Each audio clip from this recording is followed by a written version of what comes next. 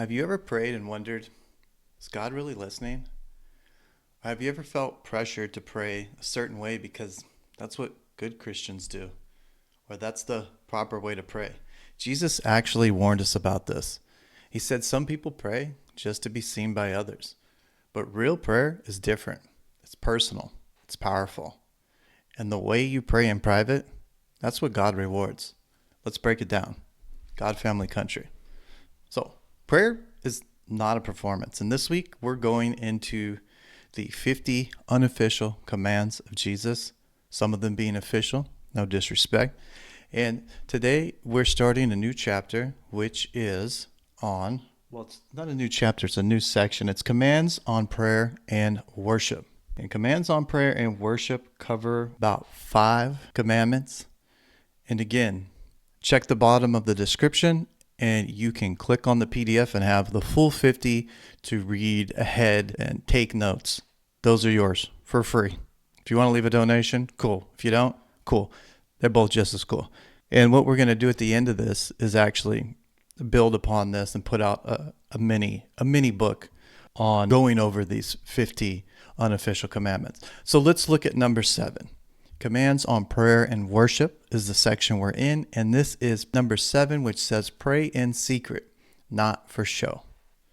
Matthew 6, verses 5 through 6, when thou prayest, enter into thy closet, and thy Father, which seeth in secret, shall reward thee openly. So prayer is not performance. It's a conversation with God.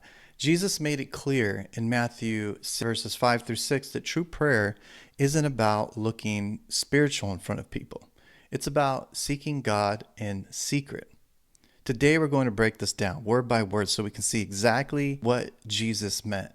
And by the end of this, you'll know how to deepen your prayer life without worrying about what others think. And we really shouldn't anyways, because we're living our own life. We're running our own marathon. And whatever they think can't truly impact that. And the only person we should care what they think is God. So let's break down these words. To fully understand this, let's look at some of the original Greek words that give us deeper insight. And when thou prayest, thou shalt not be as the hypocrites, for they love to pray standing in the synagogues and in the corner of the streets. Somebody's looking for a little bit of attention. And they may be seen of men, but verily I say unto you, they have their reward. But thou, meaning you, when you pray, enter into the closet, and when you have shut the door, pray to my Father, which is in secret, and your Father, which sees in secret, shall reward you openly. Fully understand this, we got to look at the original Greek words which give us deeper insights. And the first word is hypocrites, Strong Concordance G5273. The word originally referred to actors in the Greek theater. People who wore masks and pretended to be someone they weren't. Maybe you know somebody like that. Maybe we all are that person in a way. We wear a mask and pretend to be someone we aren't for certain situations.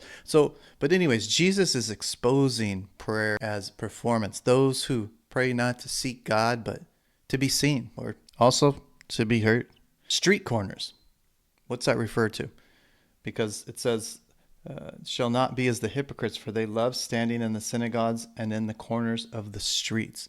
This gathers to broad, open places where people gather.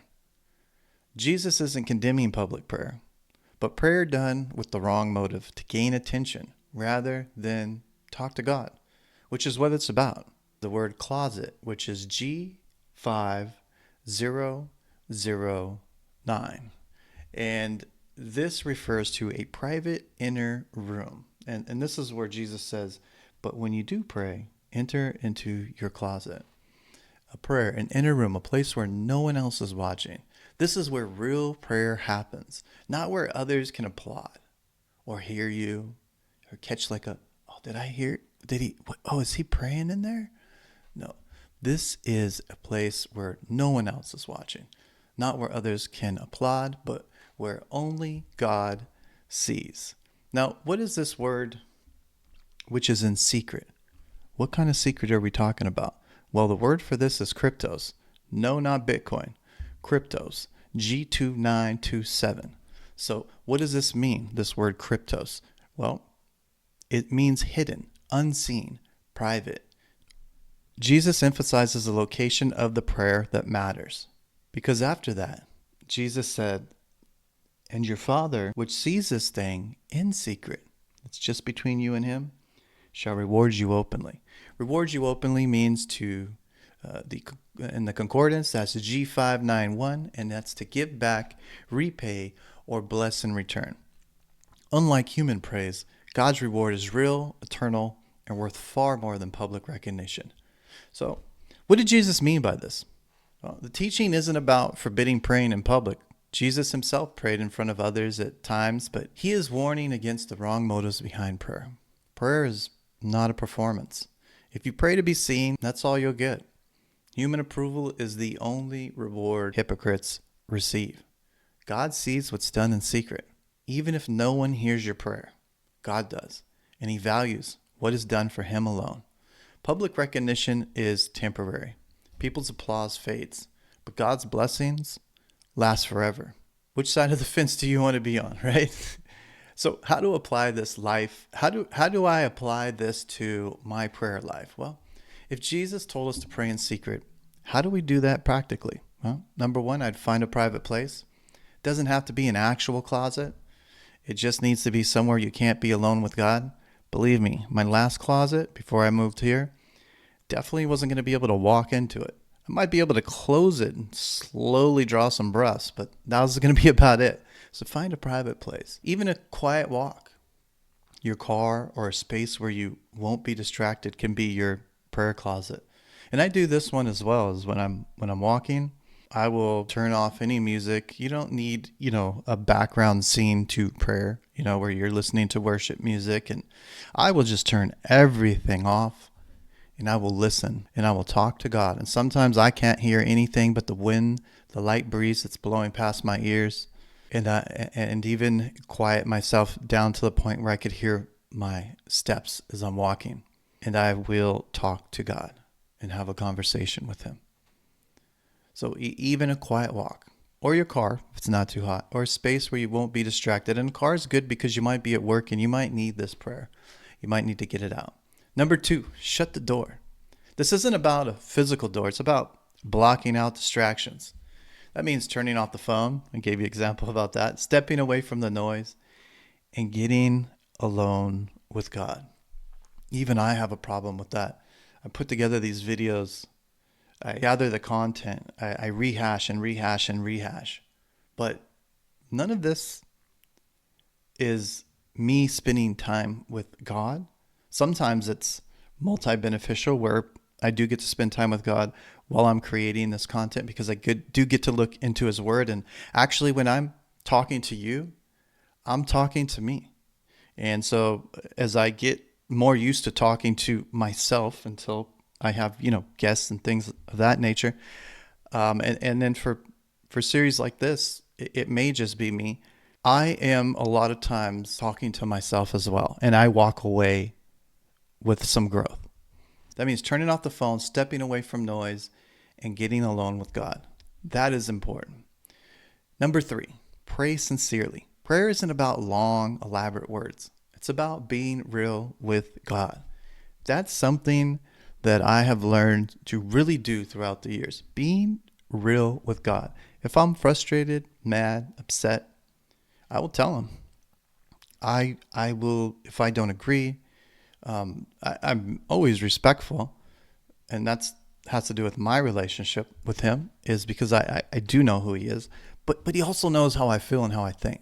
So I think this leaving who I truly am at the door for the sake of respect sometimes is disrespectful to me because I can't even keep it a buck or 100% with my God. And I want to keep it 100. I want our relationship to be transparent because really it is transparent because he can see everything we do and we think. So we might as well keep it real with them. And I have to look at his word when I'm saying what I'm saying to see if I have some things that are, although I'm saying them and although he's listening and although he knows that I feel this way, that they're unscriptural. But, we work those out in our relationship, and I talk to him and I'm honest, and I think that's what matters. Seek God's presence, not human praise. If you find yourself thinking about who might hear you pray, shift your focus to why you are praying. Ask yourself, am I praying for God or for attention? And I can relate this is when I am out in public and we're about to say grace, and I know that people are in earshot of me, and I know that this is going to be paid attention to because I rarely see it out in public where people are praying. And maybe that's because I'm not paying enough attention to people. Maybe that's because they've already said their prayer when I'm sitting down. But when we're going to pray, we're not trying to disturb anybody or make somebody catch an earshot.